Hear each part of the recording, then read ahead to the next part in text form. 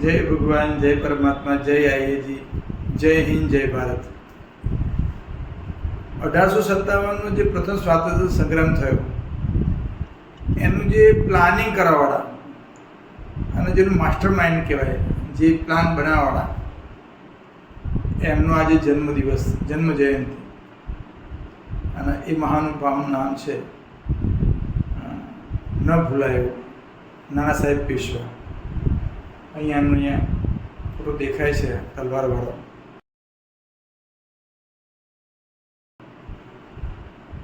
અજીમુલ્લા ખાન અને રાંગો બાપુજી ગુપ્તે એ બે અને સાથે નાના સાહેબ પેશવા, આ ત્રણ મિત્રો ભેગા થઈને અને અંગ્રેજોને આ દેશમાંથી હાંકી કાઢવા માટે એક આખો પ્લાન બનાવ્યો।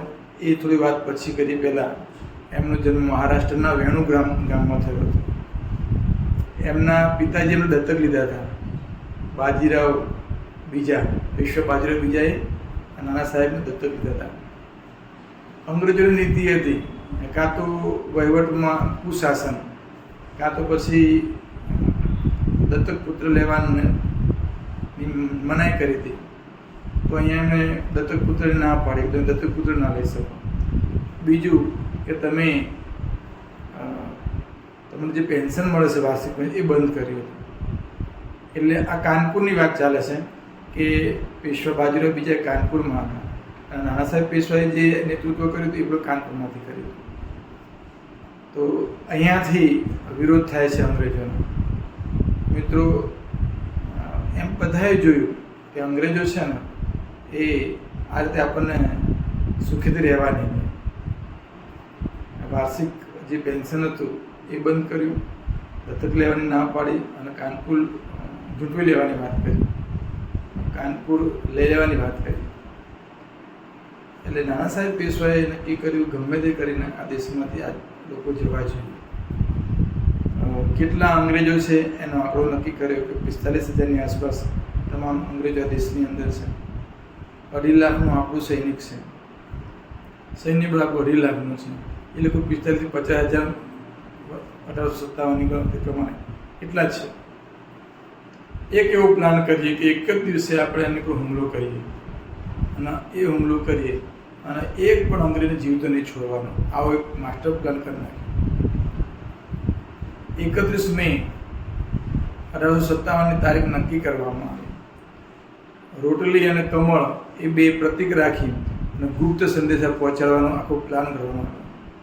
બધા જ લોકો જોડાયા। રાજા તરીકે, દિલ્હી રાજા તરીકે બહાદુર જફરને પ્રતિનિધિત્વ આપ્યું કે હવે તમે આ દેશના રાજા બહાદુર શાહ છે। આખો એક પ્લાન, ઝાંસીની રાણી,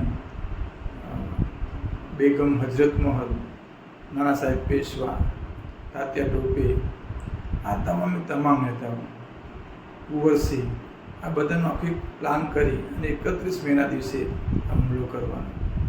જો અને તો વચ્ચે આખો એક જે સંગ્રામ શરૂ થયો 10 મેના 10 મેના રોજ શરૂ થઈ ગયો વહેલા, એના કારણે આખો જે પ્લાન હતો પડી ભાગ્યો। પણ જો 31 મેના દિવસે જો આ એટેક થયો હોત, આ હુમલો થયો હોત, આ સંગ્રામ શરૂ થયો હોત, તો ભારત દેશમાંથી એક પણ અંગ્રેજ બચ્ચું જીવતું ના રહ્યું હોત। અને એવું પણ કહેવાય છે કે જે ગ્વાલિયરના રાજા હતા સિંધિયા, એ ના જોડાયા, પછી હૈદરાબાદના નિઝામ ના જોડાયા, અને પટિયાલાના જે શીખ સમુદાયના જે લોકો હતા એ આ સંગ્રામમાં ના જોડાયા। દક્ષિણ ભારતની અંદર આનું પ્રમાણ નિમ્ન હતું, પણ નાની બરાબર હતું। ઉત્તર ભારત અને મધ્ય ભારતની અંદર આજે પ્રથમ સ્વાતંત્ર્ય સંગ્રામનો આખો પ્લાન પહોંચી ગયો હતો। મિત્રો, એકવાર પ્લાન સફળ થઈ ગયો હતો, એકવાર 31 મે અને 1857માં આ હુમલો, આ સંગ્રામ શરૂ થઈ ગયો હતો, તો પછી જે નહોતા જોડાયા એ પણ જોડાવાના હતા, 100% જોડાવાના હતા। કેમ કે અમુક લોકો છે ડર લાગે, અમુક લોકો ડરે, આ એક નવું સાહસ હતું, એક આ નવું પ્લાન હતો, પછી શું થશે, કદાચ આવું થશે તો કદાચ સફળતા નહીં મળી તો શું કરશું, સફળતા નહીં મળે તો અંગ્રેજો આપણને હેરાન કરશે। આવી ઘણી બધી મૂંઝવણો હોય। અને ઘણા લોકો એવા બી હતા વડોદરાના રાજા જેવા કે રાજાઓના જે શાસનથી ત્રસ્ત થઈ અંગ્રેજોના શાસનમાં વધારે શાંતિ લાગતી એવું પણ બની શકે. એવા પણ રાજાઓ હતા કે ભાઈ અત્યાર સુધી જે યુદ્ધો થયા છે એના કરતાં બેટર છે આપણે આના નીચે કામ કરીએ. કોઈને હજુ સમય ના લાગ્યો કે હજુ સમય પાક્યો નથી, પણ જે ઉત્તર ભારત આખું હતું એ થન કરી દીધું. પણ ઈશ્વરનું કંઈક અલગ મંજૂર હતું. કદાચ સફળ થયા હોત તો પછીનો ભારતનો ઇતિહાસ એક અલગ હોત. લોકશાહી આવી હોત ના આવી ખબર નથી, પણ કંઈક આખો અલગ ઇતિહાસ હોત. નાના સાહેબ પેશવાએ આખું પ્લાન કર્યો. રોટી અને કમળના સંદેશ દ્વારા દરેક જગ્યાએ પહોંચવાની વાત કરી. મોડાના 31 મેના બદલે વહેલા પણ શરૂ થઈ ગયું. એમાં પણ દરેક રાજાઓ પોતાની રીતે પ્રયત્ન પણ કર્યા. કાનપુરમાંથી નાના સાહેબ પેશવાએ અંગ્રેજોને ભગાડી પણ મૂક્યા. પણ પછી કાનપુર પાછું અંગ્રેજોએ પાછું લઈ લીધું અને નાના સાહેબ પેશવાને જંગલોમાં જવું પડ્યું. જંગલોમાં નાસી જવું પડ્યું.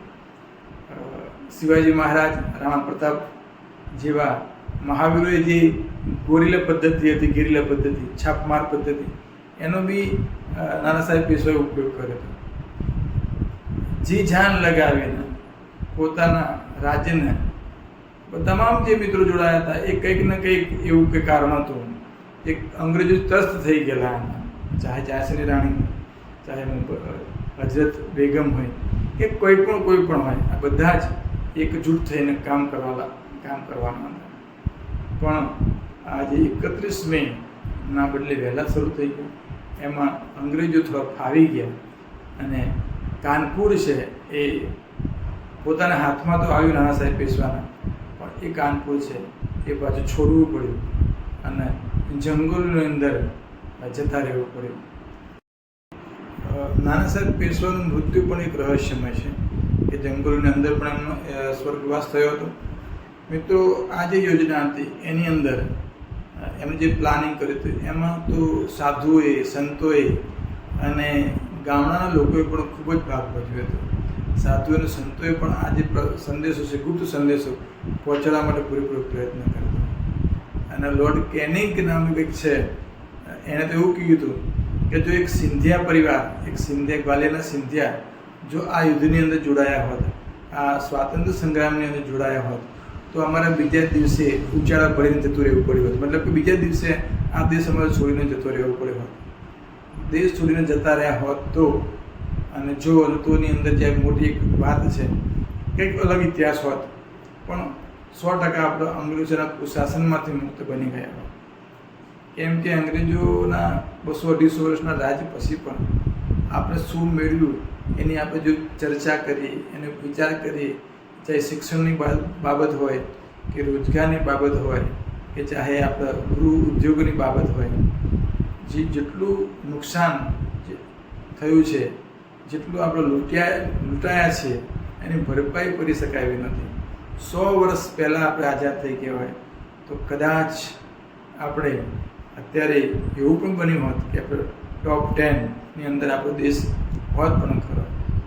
તો આજે એણે માસ્ટર પ્લાન કર્યું એવા નાના સાહેબ પેશવાને તો વંદન કરવા માટે.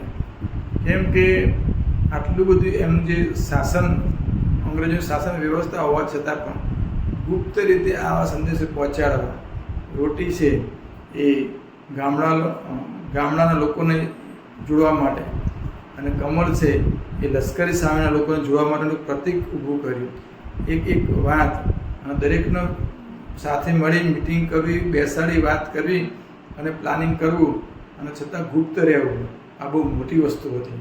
એટલે આવું પ્લાન કરનાર આ નાના સાહેબ પેશવાની આજે જન્મતિથિ છે, જન્મ જયંતિ છે, તો એમને આપણે યાદ કરીએ. યાદ એટલા માટે કરવાના કે મિત્રો, દેશના આઝાદી માટેનો જે પહેલો સ્વાતંત્ર્ય સંગ્રામ બહુ મોટો, એની અંદર જે એમનું જે બીજું ચાલ્યું, મગજ ચાલ્યું અને માસ્ટર પ્લાન ઘડ્યો, એવા નાના સાહેબ પેશવાને આપણે સતત વંદન કરીએ, એમને યાદ કરીએ. અને યાદ કરી અને દર વખતે કહું છું એમ હજુ પણ એવા પ્રયત્ન કરીએ કે ફરીથી એમને જે અપેક્ષા સાથે અંગ્રેજો તો દેશમાંથી જતા પણ રહ્યા 100 વર્ષ પછી પણ, તો હજુ એવા પ્રયત્ન કરીએ કે દેશને આપણે અવ્વલ નંબરે પહોંચાડવાનો આપણો પૂરો પ્રયત્ન હોવો જોઈએ.